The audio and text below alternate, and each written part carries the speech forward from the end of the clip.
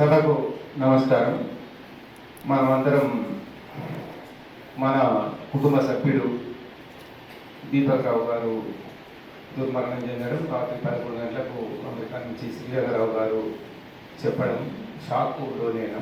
మా కుటుంబానికి కూడా సన్నిహితులు, మా మిసెస్ కూడా చాలా సన్నిహితులు. ఎందుకంటే కిసాన్ సంఘ్ ఆఫీసు మా ఇల్లు ఒకటే అపార్ట్మెంట్ ఉంటుంది.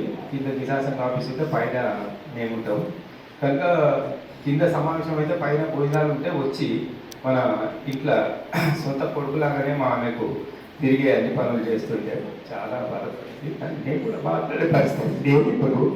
కనుక చివరికి మాట్లాడతాను నేను. అంటే ఒక రంగం గురించి ఎవరికన్నా నైపుణ్యం ఉన్నది, ఒక రంగంలో ఉన్న వ్యక్తుల గురించి పరిచయం ఉన్నది అంటే మనం చెప్పొచ్చు. కానీ ఇక్కడ చూస్తున్న వివిధ డైమెన్షన్స్, వివిధ రంగాల వాళ్ళతో పరిచయము, వివిధ రకాల వ్యక్తులతో పరిచయము, ఇటువంటి మనిషిని ఏదైతే ఉన్నదో ఇది వారి ఏరియాలు ఉందా, వాడి బ్లడ్ ఉందా, సేవా గుణం అనేది మనము చెప్పుకోలేము.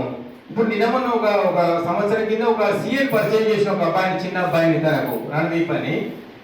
ఆ అబ్బాయి మొన్న చనిపోయిన తర్వాత మాట్లాడుతూ, సార్ దీపక్ వాళ్ళ తమ్ముడు మాట్లాడు అని చెప్తున్నాడు, బ్రదర్ మాట్లాడు అని చెప్తే, అది దేశమంతా దీపక్ తమ్ముడు లేరా, దీపక్ ఒరిజినల్ అంటే ఆయన ఏమనుకున్నాడు, సొంత తమ్ముడు అనుకున్నాడు. సొంత తమ్ముడు అంటూ ఉన్నాడు. ఇప్పుడు చాలా మంది చాలా షేర్ చేసారు. ఈ షేర్ చేసిన మనం ఈ అందరు షేర్ చేసిందంతా కూడా దీపక్ చేసిన పనిలా 0.1% కాదు.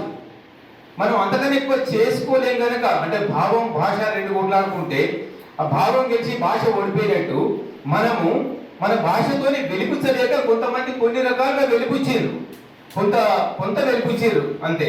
కానీ ఈ వెలిపించుకున్న మనం షేర్ ఏదైతే ఉన్నదో అది 1% మాత్రమే. భవిష్యత్తులో మనం ఏం చేయాలి అంటే మనం ఇటీవల 3 రోజుల కింద మా పెద్దమ్మ కోడలు కలిసింది నాకు. మా అన్న ఇప్పుడు చనిపోయింది చాలా రోజుల కింద. వాళ్ళ కొడుకు కోడలు మనమడంతా ఇస్కాన్ భక్తులు. ఆ సంవత్సరికాలు తిథులు పెడతారు కదా, సంవత్సరం తిథులు పెడితే మా అన్నకు తాగే అలవాటు ఉండే, సిగరెట్ తాగే అలవాటు ఉండే. ఈ నాన్ వెజిటేరియన్ వాడి పనులకు పెడతాడు, కానీ తాగే అలవాటు ఉన్నది కనుక ఆ బ్రాండియో చనిపోయినాడు సిగరెట్ వాడ పెడతలేరా, నాకు కష్టం అనిపిస్తున్నది, పిల్లలు అట్లా పెడతలేరు అని చెప్తున్నది.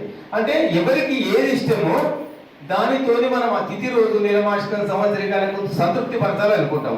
మరి దీపక్ ఎట్లా సంతృప్తి పరచాలి? మనం దీపక్ని ఎట్లా సంతృప్తి పరచాలంటే సేవతోనే సంతృప్తి పరచాలి. మనం అందరం ఈ సమాజానికి సేవ చేయడం ద్వారా వివిధ డైమెన్షన్ల, వివిధ పద్ధతులలో, వివిధ రంగాల్లో సేవ చేయడం ద్వారా మాత్రమే దీపక్ ఆత్మశాంతి చేయకూడదు. దీపక్ మనము నివాళులు అర్పించినట్టయితే నిజమైన నివాళి అదే అని నేను భావిస్తున్నా. చాలా మంది మాట్లాడారు. చివరి అవకాశం నాకు ధన్యవాదాలు.